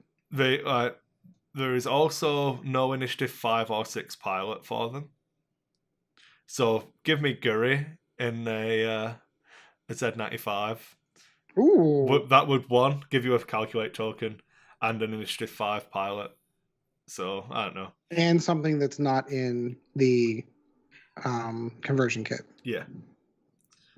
I can't... Oh, wow. Chris, I just did a time check. We're almost at 11 o'clock my time. You need to get rocking and rolling. Yeah, so I'm just blasting through these last ones. I can't see anything in the TIE Striker except that it gives you the Cononet. Because obviously people threw away all of the cardboard and then went, oh, my bombs.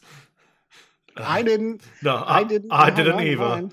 You almost did. Yeah. I almost did. And again, I guess I'm better off for that one because I still have all my bomb tokens. I have everything. Yeah. But yeah, I suppose. Any final thoughts before we close that bit out then? No, totally on board with this. Both factions. I love little Anakin Skywalker. Naboo Starfighter is coming. Okay, so you. And then I'm gonna win Worlds, and I'm gonna make an upgrade card called "This is Pod Racing." As long as it's not "Are you an angel?" I'll let it pass. All right, so that is going to do it for the main topic. Obviously, we were super excited. There was a lot more here to digest, and I know that Chris is like, "Oh, this is going to be really quick." I'm like, "I don't think so." 47 minutes for us is really quick. Oh, that's true. All right, for us it is. So I know Chris needs to get to go, so we're going to try to blow through some questions here at the end. We'll still do a second segment, so we'll keep the format. So close it. I was going to say we're going to close out, yeah, and then we'll go in and answer some questions really, really quick in a lightning round format, and then we'll close out the show right after this. All right, so that is going to do it for episode 11, Attack of the Clone Wars. Obviously, we're super excited by Clone Wars coming out, and can't wait to see some of the ships on the table, especially those Vulture droids. Before we close out, I know, Chad, we've got a few questions from the Facebook group. That's kind of your shtick. Why don't you go ahead and start rolling off questions? As usual, I have not pre-read any questions, so they will be all raw answers as you get them. All right, so basically, here's the fun part. We already talked about Matthew and Zachary's question at the main topic. Mm-hmm. There's a nonsense question by Jake. So that just leaves us Scott. No, do the nonsense first. Start with the nonsense. Is that the one asking about Whisper again? No, it was the lore master one. Oh, that one. Yeah. Zach won, as we explained last week. Yeah. The last show. Come on, catch up, man. All right, so Scott has the only other question here. Thoughts on the show starring Diego Luna as Cassian Andor? Aside from home, K2SO will feature prominently? Yeah. So they announced they're going to do a Rogue One prequel TV series or something with Cassian being revisited. So obviously the one issue I have with it is I never like TV series where you know it's got an end point that has to happen, because what will happen is they'll start the story too close, like with Star Wars Rebels cartoon. They start the story too close to the point they need to get to, and then you end up with like time being Star Warsy, I suppose. So it's quite apt in the Star universe. Warsy. But did you like Clone Wars? Yes. There was a stop point you knew was coming with that. Yeah, but so my argument there is that Clone Wars isn't single character focused. There's lots of episodes where you bounce around, and the time period is wider. If you consider, I would also argue real quick, if you don't mind. I think, and this is it's a diss on Disney. LucasArts had control of that one, and they did a much better job with the time frame. Now, granted, I'm not saying to say that everything that Lucas ever touched was gold, because it wasn't. But I think in that particular one, it wasn't necessarily a cash grab kind of thing that I really feel that Disney's going with, which is really what this feels like to me, to be perfectly honest with you. Am I super excited by it? Yes. I love the idea that Alan Tudyk is going to be back on TV doing K2SO, my favorite character from that movie. Absolutely going to be on board. But I'm with Chris on this one. Like, depending on where they start this, chronologically, time-wise, you know the end point. You know how he dies. You know what happens at the end. Yeah. So my only... my caveat with it is, if they make it as this is just a 1-season thing, or it might a 2-season thing, if they make it a self-contained thing, I have no problem with it. I'm really, really, like really an anthology series, almost. Yeah, where it doesn't have to, it's not going to end on a cliffhanger of what happens next season. If it's just a story, but in a series, 2 series kind of. Yeah. Okay, that would be awesome. But that is a good argument. I could take that. But it is Disney, so I doubt that will happen. They'll try and find a way to milk more out of it. And I don't know. We'll see. Well, because we know that there's another live-action TV series. Because this one kind of came completely out of the blue. Yeah. So we now have not 1, but 2 live-action Star Wars series that are going to be on the Disney streaming service, I'm sure. The Mandalorian was set after Jedi, isn't it? I think. Yes. So obviously this one has to be set before A New Hope. So yeah, I'm really excited, Scott. And then we've got Resistance that's going on before Last Jedi. So really, we're going to have... So they've not given me a new episode of Resistance for like 2 weeks now. I've been stuck at 4 episodes still thinking it's garbage. So I'm waiting for it to get into some form of story. They probably canceled it. Best not. I paid for a season pass, damn it. Yeah, damn it. So I don't know. I mean, personally myself, I love the idea of a streaming service making me all my Star Wars in the same place. I'm not gonna lie. We pulled the plug on cable a long time ago, so I haven't even actually seen an episode of Resistance yet. I'm looking forward to when that series comes out and be able to catch up on all of it. Um, if they went with the way that Chris is talking about, and they did an anthology, they did 2 seasons of Cassian Andor, and then maybe they did Saul's Renegades, and they did give us some of the stories of what they were doing while that was kind of going on. That would be kind of cool. I could kind of get behind that. That would be a lot of fun. It's just I don't know how there's not a lot of content there to like the character's endpoint. So there's not. It's one of the things, and I've said this for a long time. It's one of the problems I've always had with prequels to movies. Like, oh, this is a great movie. We're going to do a prequel to it. You know how it ends. So any of the level of anticipation, excitement, any concern, what's going to happen with this character, you already know the end of it. For me, it's not so much the prequel aspect of it. It's more that it's a series of a prequel aspect. So like Rogue One, we knew it was going to end, but the telling of the story was strong enough. It's more that the nature of, big budget series is if it makes money, they'll want another series. And that's when it's been written to end like 6 months before Rogue One starts, and then they want 2 more seasons. Well, damn. If you'd have told me, how do you do that? Yeah. So I don't know. It'll be interesting. I would like it to be just its own thing. Like I said, 12 episodes, 10 episodes done, never to be revisited. And it's like just a limited series. Yeah. Well, like if they even went so far as, and I don't know if anyone, American Horror Story is a fantastic one of my favorite shows. How each season tells a different story. So if the first season was Cassian Andor stories, and then the next season they went into, I don't know, other characters from other timelines. It's almost like instead of making movies called A Star Wars Story, you could have done a series of Star Wars stories. And why don't I get the big Kathleen Kennedy books? Yeah, exactly. Where are my millions? Do a season or two where they explain how, when you see Jyn, she's a little girl, and then it's like her being arrested. Do a season or two. What happened throughout that time when she was working with Saw and all that other stuff? Yeah, no, exactly. There's loads of scope for what you can do. So, you could even do an entire season of post Battle of Jakku.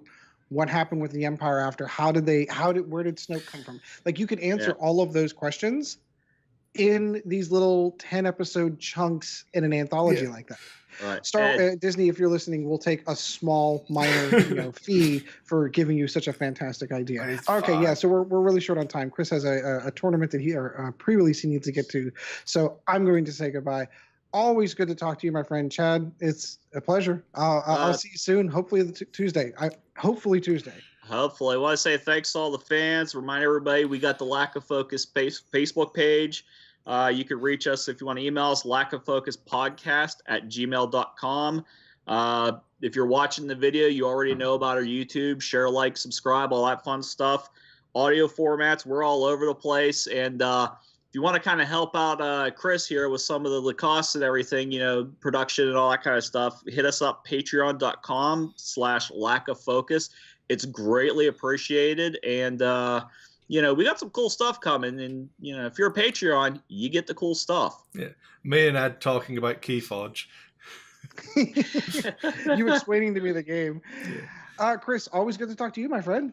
Oh, it's been good again. We're still making a habit of these early morning Saturday ones, to curse you all. No, it was good fun. Thanks again for everyone who's been listening. Cheers to all of the patrons. I do really appreciate that help covering those costs. If you are a patron and have seen weird stuff, they're having problems at the moment. So like loads of payments were declined and stuff this month from just Patreon in general. It's getting flagged as fraud.